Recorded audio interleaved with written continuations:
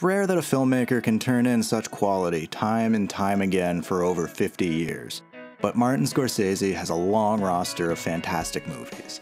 I could go on and not even scratch the surface. When you start a Scorsese movie, you know you're getting top to bottom quality. He's an easy pick, and that's why I've decided to start this series with him. Scorsese movies tell straightforward stories through well-crafted experiences. The stories are loose, and almost more than anything, he seems to want to suck you into his world.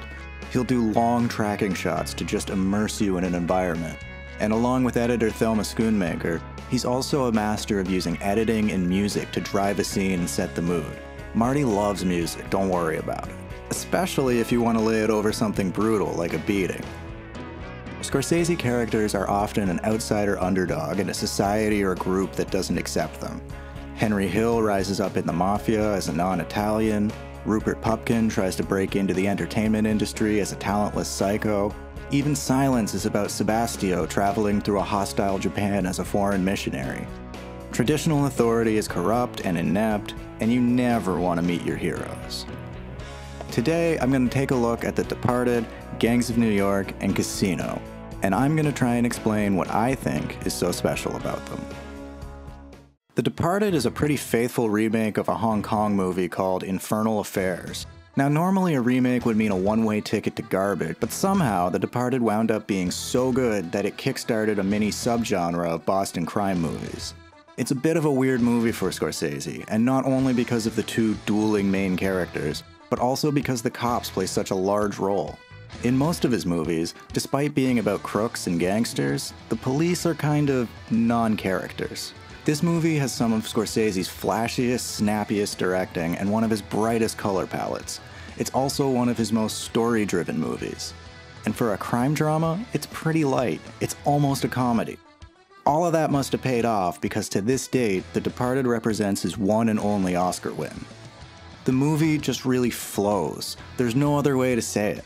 The acts are so well defined and cohesive that it feels like the movie is composed of large movements instead of smaller scenes. We've got a wide ensemble here with the likes of Leonardo DiCaprio, Matt Damon, Alec Baldwin, Vera Farmiga, Mark Wahlberg, Ray Winstone, and Martin Sheen. Everyone is perfectly cast. They're exactly where they should be. Even Mark Wahlberg turned in his best performance since Boogie Nights. It's not because he's acting extra good, he's just perfect as a loudmouth Boston cop for some reason. But Jack Nicholson is the real standout. He's got this gruff hamminess to him that just seems so effortless.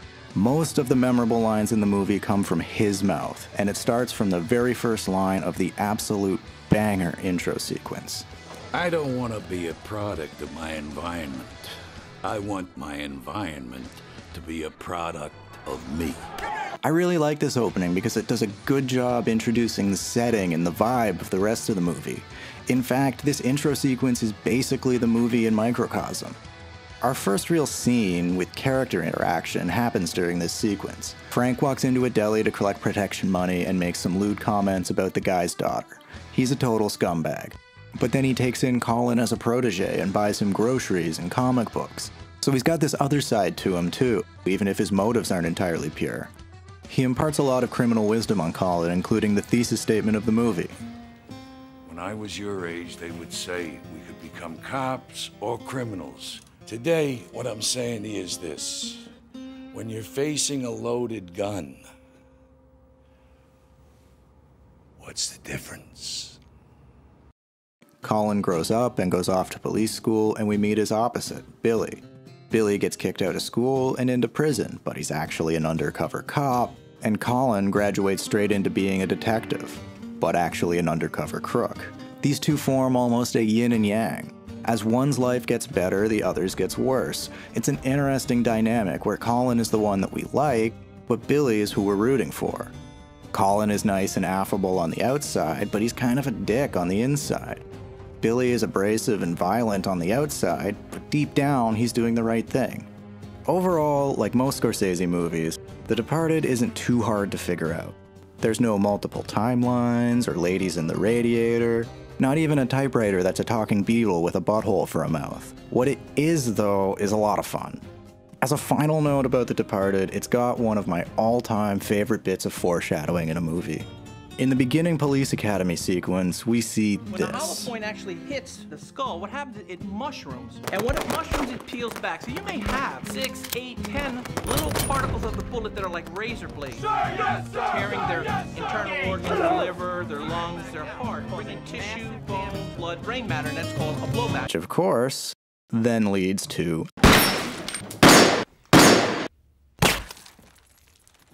Gangs of New York is a really interesting movie. While it's technically the revenge story of Amsterdam returning to New York to kill Bill the Butcher and avenge his father, it's almost more of a story about the condition of New York, and to a lesser extent America during the 1860s. It's almost like an ancestor to movies like The Big Short or Vice. There's the central story, but we often move away from that to explain situations in the larger historical context. Almost every new scene contains some novel, archaic thing that is totally foreign to us in modern times. There are a few times where we're just floating around watching the scenery unfold while a voiceover tells us what's going on. It's almost as if the story and the characters are a mean to explore the setting and the historical zeitgeist, rather than the other way around, like something like There Will Be Blood. Scorsese movies are often elevated by their music, and Gangs of New York is no different. The really cool thing is that while his other movies are often peppered with period-appropriate rock music to set the era, you can't really do that authentically in an 1860s New York slum. And you can't have characters just flip on a record player. So instead we get all these old ditties and drinking songs, and a lot of times too, the music has a real source. There's someone singing or someone plucking away at an instrument. It's really cool to see, and it lends authenticity to the setting. And then there's the sets. These things are absolutely massive constructions. The 5-point set is a staggering 1 mile square of 1800s New York built from scratch. It adds a real sense of scale and realism when you look around and you're in a tangible place and it's not just a tiny soundstage or a green screen. It feels open and it lets you do things like the classic Scorsese tracking shot, or even just a whooshing crane shot. It gives you so many options and it looks incredible.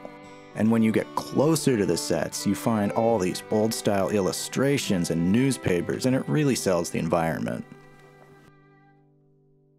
The costumes are also very fun to look at, and you can tell a lot about a person in this movie by looking at their costume. Like, in the very first scene, we see the nativist gang facing off against the Dead Rabbits. The Dead Rabbits are all dressed up in random rags. They're dirty, and everyone seems like they're wearing something different. These are poor people coming from different places and different creeds. And then there's the nativists. They present a unified image. They all look the same because they are all of one place. With their top hats, we can not only infer their self-assigned poshness, but perhaps it also indicates the superiority complex of someone who would wear a full-on top hat to a brutal gang fight to the death. But there's one thing that sucks you into this world more than anything, and that's Daniel Day-Lewis. The cast includes favorites like Brendan Gleeson, John C. Reilly, and Liam Neeson, but Daniel Day-Lewis stands head and shoulders above the rest of them. Similar to Frank Costello in The Departed, Bill the Butcher is the most entertaining character to watch on screen, despite being a total psychopath. And compared to Frank, Bill is more truly heinous and hateful, with almost no redeeming qualities. There's just something about the way that Daniel Day-Lewis can command that character that is truly enthralling, while also making your skin crawl. And last, and most certainly not least, Casino. This movie really exemplifies Scorsese's tendency for loose stories. Nobody really has any overarching goal or something that they're trying to achieve like the previous two movies. Ace just wants to run his casino for the mafia with no drama and love his wife, and Nicky just wants to run crime and cause trouble in Vegas and love Ace's wife. As you may or may not be able to tell right away, these wants run up against each other, and that's where the drama comes in. It's a gangster opera that tells the tragedy of a rise and fall, of deals with the devil and the consequences that follow, of folly and hubris and pride. Casino structure is really interesting. It's almost like a cross between The Departed and Gangs of New York. I don't know how many quote-unquote real scenes there are in this entire 3-hour epic, but I bet I could count them all on my fingers. We've got the same kind of large movements as The Departed, where huge chunks of this movie feel like one cohesive piece made up from fragments of multiple scenes. All of it tied up together with a song. Because we're back in a time period where Marty can saturate the soundtrack. For almost the whole movie, we're listening to some great tunes. It forms a kind of montage that supports and complements what we're being told in the voiceovers, almost like footage in a documentary. Scenes don't really start or end, they just flow into and over each other. We can flow effortlessly from a scene where Nicky's doing voiceover about some mafia thing, to Ace doing voiceover about running the casino. Scorsese wants us to know how the casino works, how they catch the cheaters, how the mafia operates, how they skim the house's take. The first thing Scorsese shows us in this whole movie is how the mafia's casino scam worked. It's all very reminiscent of how Gangs of New York would take a break from the story to show off something interesting. And show off Marty does. When I said that The Departed was only some of his most flashy directing and not the most flashy, it's because Casino exists. This movie is stunning to behold, not only for the way it moves and flows, but the cinematography is incredible. Director of photography Robert Richardson really deserves some recognition here, because the Academy sure didn't give it. Casino is just shot after beautiful shot of the glitz and bright lights and colors of the Tangiers, and it's wonderful. The actors have also been directed and corralled perfect. De Niro, Sharon Stone, Don Rickles, James Woods, and of course Joe Pesci. When the movie does take a minute to drop down from the pseudo-montage into an actual scene, everybody is firing on all cylinders. Ace and Nicky form almost this classic comedic duo where Ace is the straight man and Nicky is the criminal psychopath. The last member of our main triad is Sharon Stone, and she really brought her A-game to Ginger. What starts out as a classy, high-priced working girl character gradually devolves into an emotionally unstable alcoholic wreck, and Sharon Stone nails it. You feel every step on the way down. And then there's the costumes in this movie. All of these clothes look really dope. Ginger and Ace are 100% late 70s glam and excess. Ginger has a totally new dress and hairstyle every 10 seconds for the first half of the movie, and all of these fashions look stunning. Then in the back half, as her alcoholism and addiction start to take hold, she starts to look worse and worse until she winds up dying in her pajamas. Ace, on the other hand, has 1 million awesome, immaculate suits. One for every color of the rainbow. One for each and every new scene. It becomes part of the spectacle of the Tangier. Casino is something that has to be experienced to be really understood. It has to be felt. It's a very simple operatic story of a rise and fall, but its true value lies in the way that it's told and the heaps of zazz that Marty has sprayed into every crack and crevice. Scorsese's movies aren't emotionally complex pieces of impenetrable art, and that's okay. They're accessible, they're fun, but that's not to talk down on them at all. They're some of my favorites. I had a hard time actually narrowing down this list to figure out which ones I wanted to talk about. These 3 movies are incredible experiences, but so is Taxi Driver, so is Goodfellas, so is Cape Fear.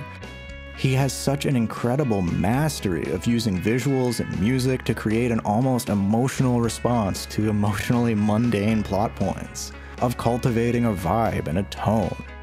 To watch his movies is to witness a finely honed piece of craftsmanship. It's satisfying to see. That's all I've got for now. Come back on Saturday for something about Mulholland Drive. We've got a wide ensemble cast here with the likes of Leonardo DiCaprio, Matt Damon, Alec Baldwin, Vera Farmiga, Wahlberger,